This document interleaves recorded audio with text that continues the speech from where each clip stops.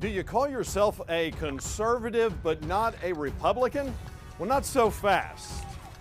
The facts need to be discussed because it's time for some straight talk, Texas.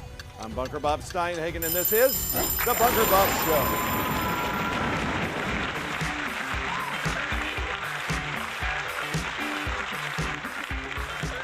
Yes, welcome back again after a long hiatus away from the show, and it is, I just have to say, it's great to be back. I'm out of YouTube jail.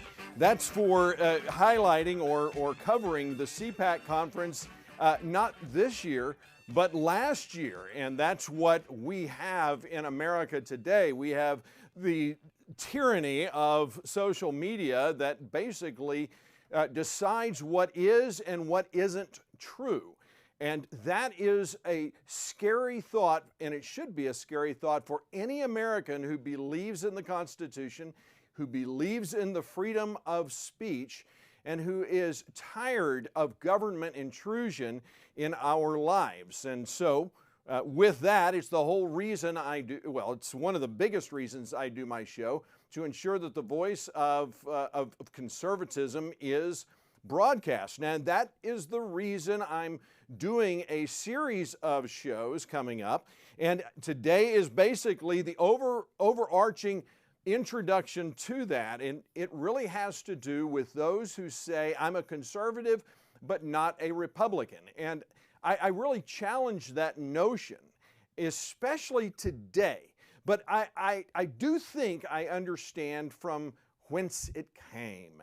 The idea that that I'm tired, a lot of people say this, that they're tired of electing people who say that they're going to do all of the right things, that they espouse conservatism all of the time, and yet when they get into office, they do the exact opposite. Well, I feel your pain. It's exactly why I do this show, to highlight those people who are Republicans in name only, and to highlight those who are true conservatives so that you are an informed voter, but also to make you aware of what's happening in Texas and in our communities so that you are equipped.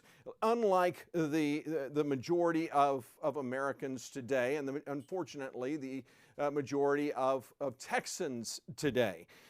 Well, yeah, I think that the majority, because a very small group of us actually go out and vote. And those who do vote, there is a larger and larger group of individuals who vote Democrat. And I'm going to highlight why that's not a good thing.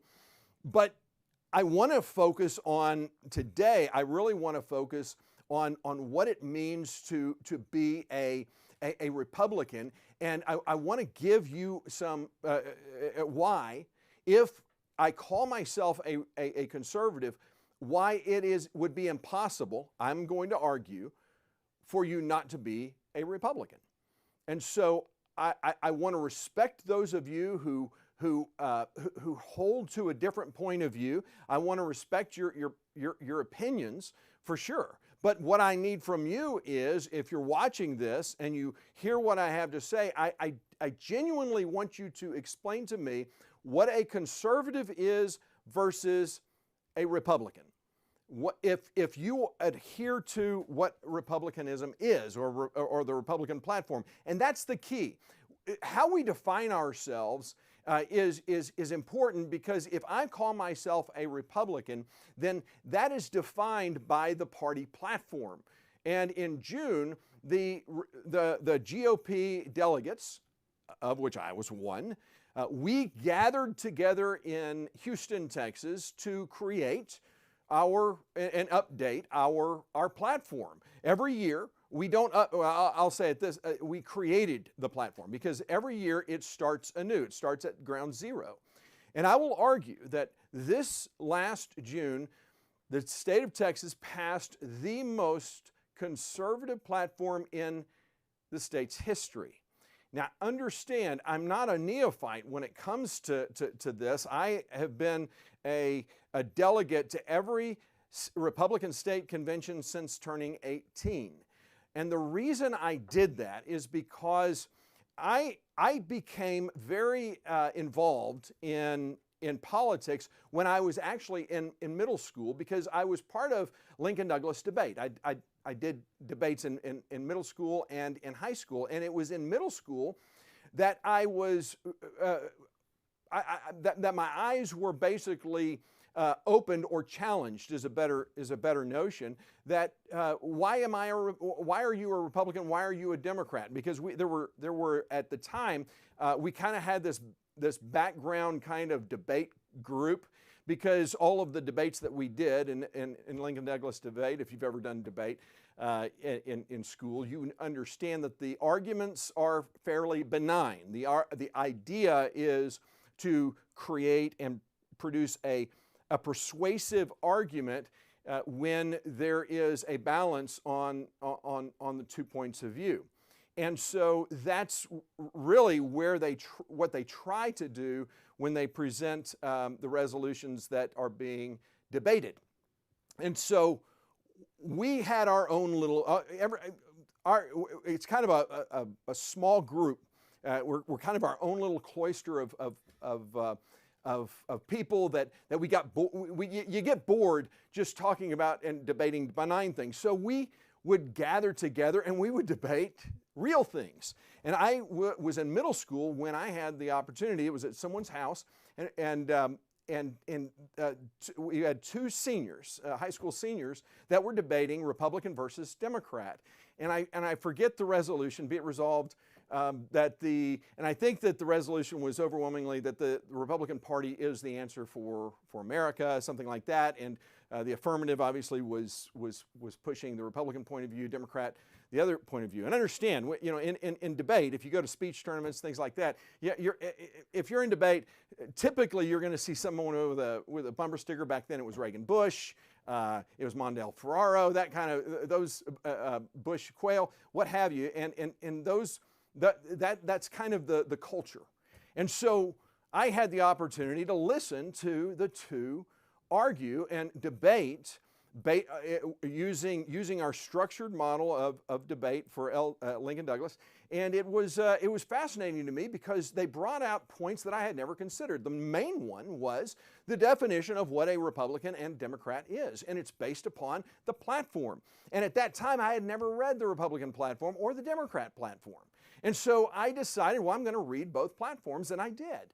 Now, understanding that there are a lot of people who are just frustrated to death by the fact that our party, that those who claim to be Republicans, they go into office, like I said, and they do the exact opposite of what they say. So people basically say, well, I'm not a Republican. I'm not even going to call myself a Republican because I'm a conservative. Or I'm going to go and be a libertarian, which ironically, the national libertarians are some of the most, the positions are some of the most liberal you're going to find, even more liberal in some cases than the Democrats. So it is interesting to say the least. And so I was turned on to the political theory of Ronald Reagan, and had the opportunity to watch some of his speeches. It was on VHS back then. When I saw some of these speeches, I was really moved by them, because I think Ronald Reagan, and I will tell you, back then I was frustrated that Republicans weren't doing what their own party platform said for them to do, or in reality, I looked at the platform and I said, boy, this platform could be so much stronger. Why don't we have a stronger platform? Well, that is exactly what Ronald Reagan said, basically, in 1975. And he, in an address to a Young America's Foundation group, and I'm going to play just a real short snippet from that, but it really is what will guide my conversation. And I got to quit saying that word, conversation. That's what liberals, Democrats, that's what the left loves to say. Let's have a conversation. I'm going to stop saying conversation, because they never want to have a conversation. They just want you to sit down, shut up, and listen to, and do what they tell you to do. So but this is what will inform and what should inform all of our thinking when it comes to the party and the platform. Watch this. People feel a sense once again, or a desire to feel a sense of greatness, a sense and a pride in their own capacity for performing great needs. We Republicans, I think, can do something about this, but not if we try to be all things to all people. There are some in our midst who've suggested that we should broaden our base, except that what they mean by broadening our base is to blur the image, to make us indistinguishable from the other party. I became a Republican not because the parties were the same, but precisely because they were different. More than half of those who didn't vote have been polled and say it no longer makes any difference which party wins. Now some have taken another course. There are some among us, and I respect their views, who suggest that that means an end to the Republican Party, that we should form a new third party. May I suggest an alternative to that? Let's have a new first party, a Republican Party raising a banner of bold colors, no pale pastels, a banner instantly recognizable as standing for certain values which will not be compromised. Yes, we must broaden our base, but let's broaden it the way we did in 1972. Because those Americans, Democrats and Independents and Republicans, are still out there looking for a banner around which to rally. And we have what they want, what they're seeking, but they don't know that. And sometimes I wonder if we know it. Yeah, and that's exactly what we believe, I think, as conservatives. I think Reagan was basically the standard bearer of conservatism for so long, for so many of us, primarily because he was able to articulate what it meant to be a conservative, and he did that by defining himself as a Republican. And this is key, because if you're saying I don't want to call myself a Republican, well then what exactly are you? I will argue that it is contradictory to say that you are a conservative and not a Republican here in Texas. And let me distinguish between the national platform and the state platform, because the state platform of the state of Texas is significantly more conservative than the national platform. And I'll talk about how we get that national platform and why that is in just a moment. But before I do, I think it's very important to understand that a political platform does not inform us. It's not where we get our beliefs. I don't look at the Republican platform, and unfortunately, and this is literally how I believe that a lot of people are guided today. I don't get my political philosophy from the Republican platform. The Republican platform is a reflection of my worldview. And that's an important thing, because when we talk about worldview, it is key to everything we talk about in politics. And so we have to understand that the whole purpose of a political platform is to help guide our nation and help guide us and our government and how it should work and how it should behave. So when you put a platform together, it says, here's what we believe the role of government is, and that it is a political statement. A worldview is quite different. A worldview is something that basically it helps us, it determines how we differentiate right from wrong. It basically how one differentiates right from wrong, obviously, and how we see the world and how the world is viewed. I put that twice on there. I apologize for that, but what my point is, it's how we see the world and how we want the world to be seen. It's basically what drives us, and it's been argued by one writer that there are basically four worldviews, and I tend to agree with this, that the four worldviews are theism, naturalism, pantheism, and deism. And theism is basically the belief in one God who is creator and ruler of the universe. Theism is theocentric. It has God at the center of all things. And so as a Christian, I believe that the Word of God, as it says in Hebrews 4:12, I believe that the Word of God is living and active and sharper than any two-edged sword, and piercing as far as the division of soul and spirit, of both joint and marrow, and able to judge the thoughts and intentions of the heart. I believe, as it says in 2 Timothy 3:16 and 17, that all Scripture is God-breathed, that it is profitable for teaching, for correction, for training in righteousness, so that the man of God may be ready, equipped for every good work. And so that is how I see, and that is what informs my view. And for those who say I'm a Christian, who call themselves Christian, it should be how their lives are driven as well, I would argue. And so from a theist worldview, it is basically that God is at the center of all things. Now, when we look at what deists or deism believe, is the belief that there is a God who created the universe, but one cannot know who He is.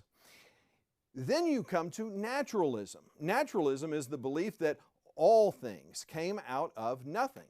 Naturalism holds to evolution and atheism. I mean, this view has man at the center of all things. It regards man as the central fact or the final aim of the universe. It interprets reality exclusively in terms of human self-centeredness.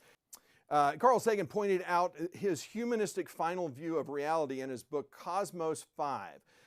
The cosmos is all that is or ever was or will be. The humanist view of life has infiltrated every level of our culture and society. If it's true, then it stands to reason if man evolved out of nothing and came by chance, then man is at the center of all things in this universe, and man is therefore God or a God. And so this is the naturalism. Some people will even call it a materialism worldview. And they kind of go hand in hand. And then you have pantheism, which is the belief that God is in everything. God is impersonal and abstract. This is the basic belief system of Eastern religions and Eastern philosophies. It stands to reason, however, when the worldviews of naturalism and pantheism are embraced, that the logical conclusions of naturalism and pantheism are that they identify God and man, or some aspects of God and man in some way with the universe as a whole, or with some part or aspect of it. So it follows that everything there is God. And God is the reality or principle behind nature. Therefore, God is identified with nature or chance or fate and that which is abstract. An abstract and an impersonal God is an idol, arguably.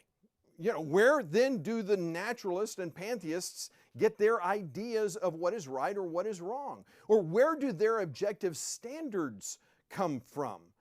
Their worldviews do not hold to a category or conclusion of any intrinsic worth or value for men and women. So where do they get their claim for right or from wrong?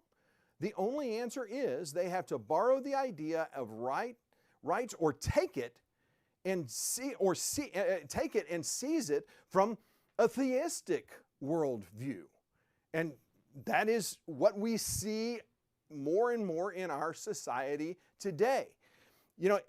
Dr. Eddie Bawani states that, writes this. He said, Christianity presents God as real, and this is not an abstract concept. Rather, the Christian worldview points to a personal creator who exists in the universe, and he is not silent. He has revealed himself in his creation, in his word, the Bible, through Christ and in humans' conscience.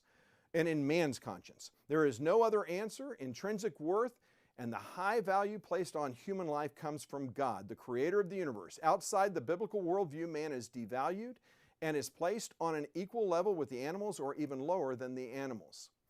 The biblical worldview of theism points out the clear thinking of man when he moves away from his creator. The logical conclusion of his life and thinking is, and this comes from Romans 1, 22 through 25, professing to be wise, they became fools and exchanged the glory of the incorruptible God for an image in the form of corruptible man and of birds and of four-footed animals and crawling creatures. Therefore God gave them over in the lusts of their hearts to impurity, that their bodies might be dishonored among them. For they exchanged the truth of God for a lie and worshiped and served the creature rather than the Creator, who is blessed.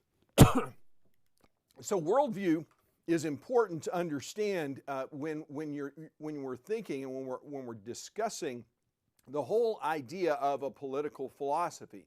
Worldview basically informs that political philosophy, and you will see that the worldview of theism, of pantheism and naturalism is intrinsically tied to libertarianism and the Democrat Party as well. So you kind of look at these parties from that point of view. When you look at the Republican Party, you clearly see a theist point of view in the way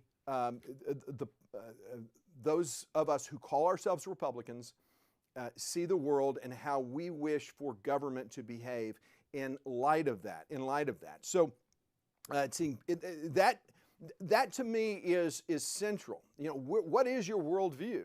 Because that will inform your political point of view. I want to show another clip from Ronald Reagan. And the reason this is important, this is the continuation of the speech that you saw just a minute ago. But he talks about what the party that he believes, instead of splitting off and creating new parties, here's what the party should hold, and here's the banners that we should be instilling for ourselves and for our party, the ideals. So here is Let's have a new first party, a Republican Party, raising a banner of bold colors, no pale pastels, a banner instantly recognizable as standing for certain values which will not be compromised. Our banner should also proclaim our faith in the marketplace as the greatest provider for our people, and that we will eliminate needless regulations and restrictions that keep the marketplace from being able to provide the jobs our people need. And on that subject, let us also proclaim compassion for those who, through no fault of their own, cannot provide for themselves. See that their needs are fully met. But at the same time, let us say that all those who are able-bodied will be given an opportunity to work for their welfare grants. We will not make them lifetime recipients of a dole as clients of an ever-growing welfare bureaucracy. We must extend our compassion to that great group of unsung heroes, the working men and women of this country who ask nothing of government but to be left alone. They make the whole system work, but for a long time they haven't been fairly represented in government. Today they see themselves falling further and further behind, unable to afford the good life they've earned and deserve.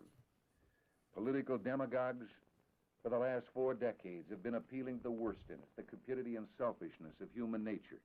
They've been telling us that each one of us can have a bigger slice of pie, but we have to help them take it away from someone else who's getting too big a share.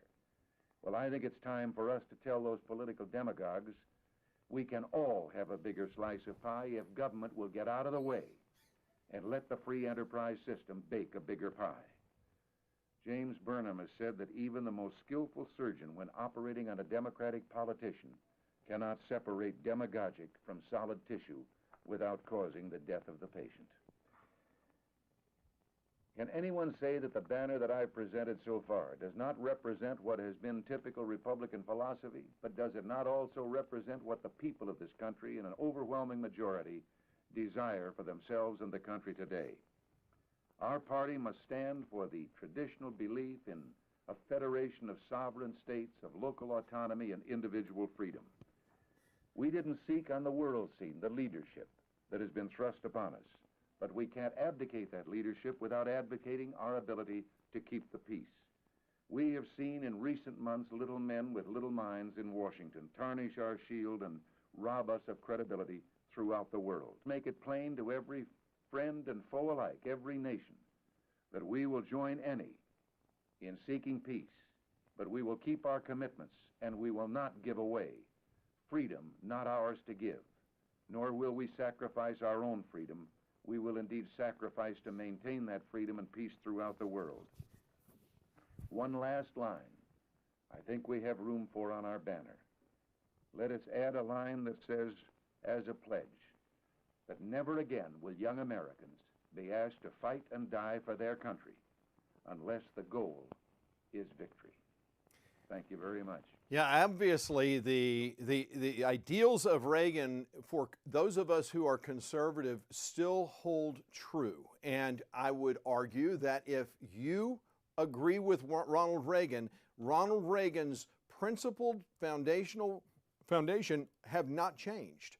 Not at all with the Republican Party, especially the Republican Party of Texas. Your beef is with those who are elected, not with the party itself. And as much as we want to move away from the party, Ronald Reagan is the a great example of saying, and remember back in 1975, when the Republican National Convention was being held, it was Jerry Ford was trying to win renomination of his party, of the Republican Party, and Reagan challenged him on the floor of the National Convention and almost won. The argument there was we wanted a conservative, we wanted to get rid of Jerry Ford, who's a moderate at best, and we wanted to bring in someone who was a conservative. And we had been decimated in the 1974 election after Watergate. And so Reagan, when you hear him talk about, we've got to move past, what happened just in the year before. In this speech, he's talking about in 1975, he's talking about the year before midterm elections. And then earlier he talked about 1972, those elections, which is what we did right, which was Nixon's call for conservatism, and it was right before Watergate. Watergate was just starting to become an issue, and so people were really focused on what was important, the issues. And Reagan said, let's focus on the issues that bring us together, that we all agree on, and from that worldview that informs us, let's create a platform that has bold colors, not soft pastels. And that's what I would argue we see in the state Republican convention right now. And so I want to highlight. All I'm going to do today is I'm just going to highlight the fundamentals of the platform because it's key to understanding why, if you call yourself a conservative, why you should be calling yourself a Republican. And this is the preamble. Now, I will say this. Now, so what I'm going to be doing over the next few weeks is I'm going to be comparing the different parts of the platforms from taxation to social issues, fiscal issues, to protecting our freedom, to Second Amendment, those kinds of things. I'm going to deal with them issue by issue. And I'm going to compare the Republican state and national platforms to the Democrat state and national platforms and libertarian platform, which I believe they only have a state platform. I'm going to show you because in what I'm learning and what I believe is most people have never actually read the platforms, and they have no idea really what they believe. And here's the dirty little secret about the latest Democrat platform, and I'm going to show you this on the coming shows. But the state Democrat platform, its preamble is pages and pages long, and it is one great big contradiction. And when I say a great big contradiction, I will show you what the preamble says and what the platform planks actually say, because they say two completely different things. If you didn't know what you were reading, if it didn't say Democrat platform or Democrat Party, you would actually think that this is the Republican platform, the Republican Party that that is in the preamble of the Democrat platform. So when you look at the Republican platform, conversely, number one, you're going to see two distinct things. Number one, the Republican Party platform is the preamble and the 10 fundamental, here's what we believe, that are at the beginning of this, basically the introduction to the platform. They are a direct reflection of what you're going to read in the platform. Not so with the Democrat platform. It is a complete and total lie. And why are they doing this? It's a very simple answer to this, because the Democrats are realizing right now that they have no chance to win, that what is going to save, in my opinion, the Republican Party of Texas, as we have these flocks of people coming from the left coast and bringing their liberal ideas and their liberal ideals, and trying to turn Texas blue. What's going to save our state is going to be the Hispanic population of our state that is largely Catholic, that is largely faith-based or theistic, let's put it that way. They have a theistic point of view, and they believe in the importance of family. They believe in work, hard work. They believe in the ideals, the American dream. They believe that the individual should be free from the government tyranny. And so the Democrats see this and they realize this, and so they've got to say, so when someone comes and says, well, I want to be a Republican because I believe in this, this, and this. Well, the Democrats have the answer. They just go, well, here's our platform here. It's right here in writing. It's our preamble. Just read the preamble. You'll get everything you need to know. But don't look at all the platform planks. Just stop at the end, at the introductions. Just stop there. It's pages and pages long. And by the way, in the coming weeks, I'm not going to be showing you everything. We're going to be highlighting the differences. I'm going to show you where we differ. And it is shocking how much the Democrats have tried to ingratiate themselves in the vernacular of Republican points of view, or, in my opinion, a theistic worldview, when its planks are so contradictory to its preamble. So this is why when you look at the Republican platform preamble, you see the fundamental. This is basically an overarching paragraph, and it's very straightforward. No surprises. Affirming our belief in God, we still hold these truths to be self-evident. Notice that we still hold these truths to be self-evident, that all men are created equal, that they are endowed by their Creator with certain unalienable rights, that among these are life, liberty, and the pursuit of happiness throughout the world. People dare to dream of freedom and opportunity. The Republican Party of Texas unequivocally defends that dream. We strive to preserve the freedom given to us by who? God. Theistic point of view, the worldview, implemented by our founding fathers and embodied in the Constitution. We recognize that human nature is immutable. We further recognize that the traditional family is the strength of our nation.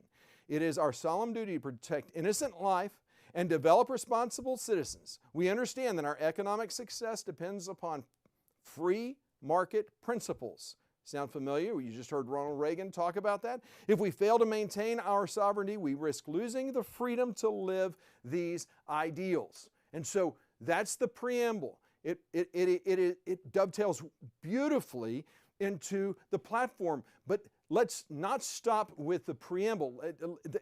We've added some 10 points, and they're very straightforward. And here they are. We say, the 2022 Republican Party of Texas, believe in this platform and expect our elected leaders to uphold these truths through acknowledgement and action. Now, I want to stop here because it's important to note that we expect our elected leaders to follow. We don't follow our elected leaders, we expect them to follow us, which is why the Republican Party of Texas just began a few years ago, where we have legislative priorities. We vote on those 8 legislative priorities that from among, I think there were 15, that got on the final list. And they were all part of the party platform, and we as delegates all voted which were the 8 we're going to call our legislative priority.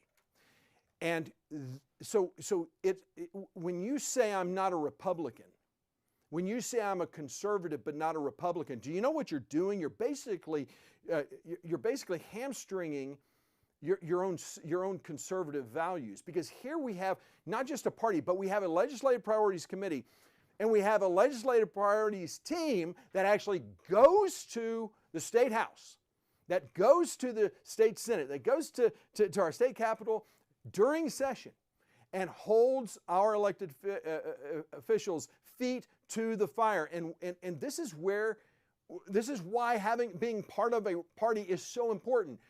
We can actually identify the rhinos. We can say, this guy says he's a Republican, but he's not. He doesn't vote that way. And so we have accountability, and we can share with voters. Here's the reality of this person says all the right things, but in truth, they don't do these things. They're not adhering to the platform. And it really it goes to the heart of one of the principles that I believe every elected official should hold for themselves, especially if they're a Republican or a Democrat. They should be able to identify where they disagree with our platform.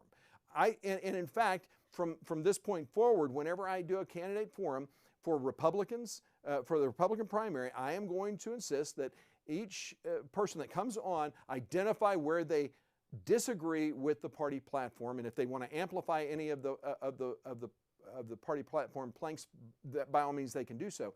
But I think it's incumbent upon me as a host, as someone who is bringing facts to life, that each of those candidates be able to articulate where they differ. It says that we believe in, here's the first one, the laws of nature and nature's God, and we support the strict adherence to the original language and intent of the Declaration of Independence and the Constitution of the United States and of Texas. And one of the things that you're going to see when I do my comparison show is the Democrats claim the same thing. They claim that they believe in the Constitution, and yet if there's anything Democrats do better than anyone else, it's take away our constitutional rights. I think I'm going to do a show where I'm going to highlight some of the what happened in the gubernatorial debate closer to the election, because that's when people are starting to pay attention. But I want you to hear from Robert Francis O'Rourke. I refuse to call a guy who Robert Francis O'Rourke, who is about as Hispanic as Elizabeth Warren is American Indian, call him a Hispanic name. It is insulting, frankly, if you're Hispanic, you should be insulted by Robert Francis O'Rourke trying to take on an Irish guy taking on the moniker of Beto. I thought about it, and I thought, if I ever ran against Beto, I would change my name legally to Pedro, so that everyone could vote for Pedro shirts. Because if he can do it, if Democrats, Robert Francis O'Rourke believes, you can be anything you want. You want to be a man? You want to be a woman? Great, do it. You want to be black? Okay. So you want to be Hispanic? Do whatever you want. Because again, it's a naturalistic, pluralistic worldview that comes into play that informs their platform and their political philosophy. And so that's what we see today. So that's the first one. The second one is the sanctity of innocent human life, created in the image of God, which should be equally protected from fertilization to natural death. This is the one that you're going to be surprised to see in the Democrat platform. They talk about protecting life, that they believe they're pro-life. They literally say it. They want to protect life as long as it's not an innocent human life inside the mother's womb. They want to protect all lives, but they also if a doctor wants to enact suicide, help you with suicide, they protect all innocent human life, except I mean, there's so many exceptions. It is one great big hypocritical lie, and so that's what you see in the Democrat platform. So then we talk about preserving individual Texan and American sovereignty and freedom, limiting government power to those items enumerated in the U.S. Constitution and Texas Constitution. Limited government, that's something that you don't hear from Democrats. It's not what the Libertarian Party, well, the Libertarian Party does believe in limited government overwhelmingly, to a fault. But we believe that those enumerated with in the United States Constitution, that the Constitution is valid and it should be upheld and should be amplified. And so personal accountability and responsibility with, it goes back to the theistic point of view that there's a verse in the Bible, let a man's stomach work for him. A man should not live off the dole. Our political party platform comes from a theistic point of view. When you look at the Democrat platform, it's a completely naturalistic point of view, and which is where we are, which is why we see so much difference. Self-sufficient families founded on the traditional marriage of a natural man and a natural woman. Most of us are still shocked that we're even having this conversation. But if you are God, and if God is anything that you want it to be, if your worldview has no standards, then this should make total sense to you. It should be, you can, or this doesn't, this point of view doesn't, but those of us who hold to a theistic worldview, this makes complete sense. And it's still shocking. I mean, doctors, how doctors can, if there's any doctors out there who try to buy into this, the hypocrisy that comes out of, buy into the you can be anything you want, any sex you want, that's what I'm talking about. This party platform reflects the values of what we in Texas, overwhelmingly Republicans in Texas, believe, and it's what our elected officials believe. Having an educated population with parents having the freedom of choice for the education of their children. One of the things I'm going to highlight in the Democrat platform is how they see charter schools as a threat, not a threat, an enemy of quality education. They have an all-out attack against charter schools. Because charter schools, what do? They use tax money and they do it more efficiently. They create better products, better outcomes, and it serves those who are most in need. In the poorly failing schools, Democrat. That's why in the state of Texas, the teachers' unions spend $0 supporting Republican candidates. They support no Republican candidates. If you are an educator and you are part of the teachers union, if you're paying any amount of money to the teachers union, you should stop, because it is wholly and completely Democrat focused. They do not support Republicans in any way, shape, manner, or form. Why? Because just like the teachers unions, they are focused on the teachers, not the students. They say that they focus on the students, but they don't. It's all about the rights of the teachers, not the students, and we're reaping the repercussions. The inalienable right of all people to defend themselves and their property. And I will tell you what is most interesting to me about the Democrat platform is to see their stand in support of the Second Amendment.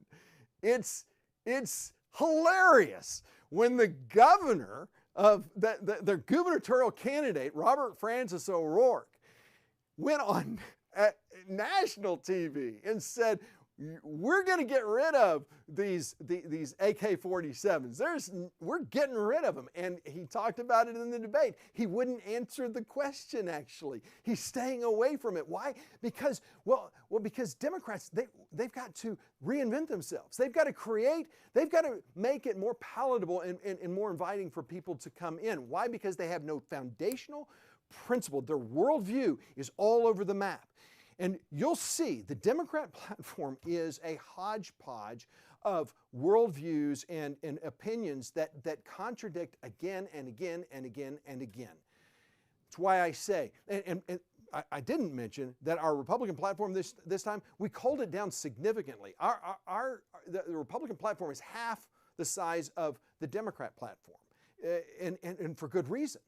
Because we know what we believe, and we're simply articulating and amplifying the fundamental principles that we agree with and those that we stand against. So that should help inform you on that.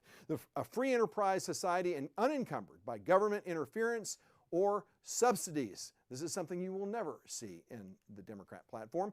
And honoring all of those that serve and protect our freedom. Again, this is one of those points that makes me laugh, because the Democrat platform for the first time has added a point or a platform plank, and it's myopic. It's almost, in the preamble, it's all over. I mean, they make a big point of honoring veterans, but in their platform plank, it's just that it's almost a footnote. Yeah, we want to honor veterans. They're realizing that there's a lot of Democrats that are veterans, and so they've never really talked about veterans, and they really don't care about veterans. But that's ultimately what you're going to see in the different platforms. All I'm going to say is, for those of you out there that are watching right now that are conservatives but not Republicans, I'm going to post. It's not up on it yet, but in the next 20 minutes. So most viewers watch this show recorded. There should be in the comments section a link to the Republican Party of Texas platform. What I would beg of you to do, if you're a conservative and not a Republican, please explain. And don't tell me it's because Republicans go and do the opposite. I'm sorry. Again, let's go back to worldview. I believe, as a Christian, I believe that man is naturally evil, that we're sinful, that we are born into sin. So I do not believe that man is naturally good. I believe that if you're looking for that person with integrity that's going to speak honestly and do what's right, well, you'll never find it on this earth. It's impossible. Why? Because we are all prone to sin. We are all fallen short. We are in need of a Savior. And so as anyone who, and it was Milton Friedman who talked about how we try to trade the good for the perfect. And I see that, and I saw that in the last election where we tried to get rid of, where Republicans tried to get rid of Pat Fallon, arguably one of the most conservative members of Congress. Literally, one of the most conservative members. This is a guy who's been on the city council. He served on state representative. He's been a state representative, a state senator. Now he's a member of Congress. This is a guy who's attended party meetings. That he's been part of party conventions. That he's participated in the Republican platform. This is someone who has spent almost his entire life dedicated to conservative principles. And by the way, and this is where I want to make sure that there's no misunderstanding. When I evaluate a Republican, I am evaluating how their actions, how they reflect or run contrary to the platform. If they're making money on the side, which, by the way, all of the nonsense, all of those who were saying, well, Pat Fallon is making money on the side, that he's got he's got a T-shirt business that's in our at military bases, that he's got some under the table deal to get all of this money, that he's made all this money from China, that his T-shirts come from China, despite the fact that 90% of all textiles in America come from China. People were talking about Pat Fallon, and they were not talking about issues because they couldn't talk about issues. They had to attack him on his person, on who he was, not on what he has done. That's got to stop. And what was shocking to me is that there were so many conservatives who wanted to trade Pat Fallon, and I'm going to say this with that unequivocally, that he is truly one of the most conservative members of Congress based upon his record. Again, I focus on platform and record. And no one is challenging him on his record when it comes to the party platform. No one can do it because he's solid conservative. But we continue to go after, and who was their solution? Who was conservatives bring up? They brought a guy who was a member of the media, mainstream media, who took no position for his entire life, took no position on Republican issues, did not attend Republican state conventions, did not help with our platform, and stayed silent on the issue. But once he had to take a COVID shot, he didn't want to take it. So suddenly he's a conservative. You want to trade someone who says all the right things. Why? Because he's perfect, right? Because he's perfect. Because he's the perfect candidate. Not true. Was he a good guy? Yeah. I thought he was a great guy. I like him. I genuinely like him. But not as a candidate for Congress, someone who has never done anything for our party. Are you kidding me? You want to trade him you want to trade Pat Fallon for that? No, sir. I was respectful in the candidate forums. I did not, as I've always done, I didn't weigh in. I didn't endorse necessarily, but I had no, but toward the end of the election, I was just tired of hearing conservatives try and paint Pat Fallon with a brush that simply was not right. And so I had no problem saying I endorse Pat Fallon enthusiastically. Why? Because Pat Fallon has worked his tail off for this state and this district. Those of you who hate Pat Fallon and you're conservative and you want to find the perfect, you want to trade the good for the perfect, good luck. Good luck. I have no need, I have no use for that anymore. Let's talk about things that really matter. Let me tell you something. I want to make this very clear. Justin Holland is our state representative. He is the Republican nominee right here in my district. And I want to tell you, I give Justin Holland 100% endorsement in this election. There is nothing. It is without equivocation. I give Justin Holland my support. Why? Because he is a Republican. He went through the primary, and it's the primary where we do our fighting. And if we don't like someone in the primary, we fight against them in the primary. And we try to get them out then. But once they have gotten through the crucible of the election, it is our job as Republicans, and I'm a Republican. I'm a proud Republican. I can't tell you how proud of a Republican I am. Because I don't go outside of the party and throw rocks. I come inside the party. And remember when I said earlier in the show that I was frustrated with what I saw on the education platform of our party? Well, you know what? I've spent every 2 years, I focus on the platform, and I focus on what we can do to make it better, to make it stronger, to bring bold colors and not soft pastels. If you want to see a soft pastel kind of platform, read the Democrat platform. And by the way, you need a long time to get through that thing, because it is, like I said, it's contradictory in every way, shape, manner, and form. And I will show you on this show where it is and how it differs. So all of that to say, we, as anyone who is a conservative, I challenge you to please highlight where our party platform does not adhere to conservatism. That's the challenge that I give you. And by all means, I'm open to seeing things that I didn't see. By the way, there's something that's surprising on the national platform that was adopted in 2016. Because of COVID, we didn't get to redo our platform. We didn't get to meet. The platform committee did not meet. So we had to re-adopt the 2016 platform. You're going to be surprised. Now, Donald Trump wasn't president. He didn't have control of the convention back then. And so he couldn't push forward his agenda on the platform like he can now. But there's something on the national platform that should cause all of us great pause. And I'll highlight that on the coming show. So Listen, it's been a while since I've been back, and it is good to be back. I do realize that there are other platforms that I should be on, but like Steven Crowder and Ben Shapiro, they keep talking about the same thing. If by all means go to Rumble. I'm on Rumble. If that's your, I would love it if there were more people going to Rumble, but there's just not.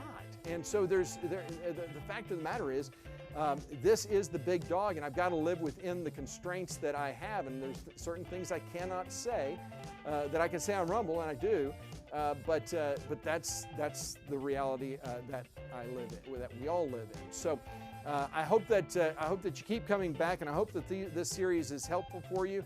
Be focusing on the governor race as well coming up, and so. Listen, I appreciate you tuning in and staying with me, and hopefully in the next few weeks we're going to have a lot more to talk about. So I look forward to seeing you next time, and I wish you all blessings.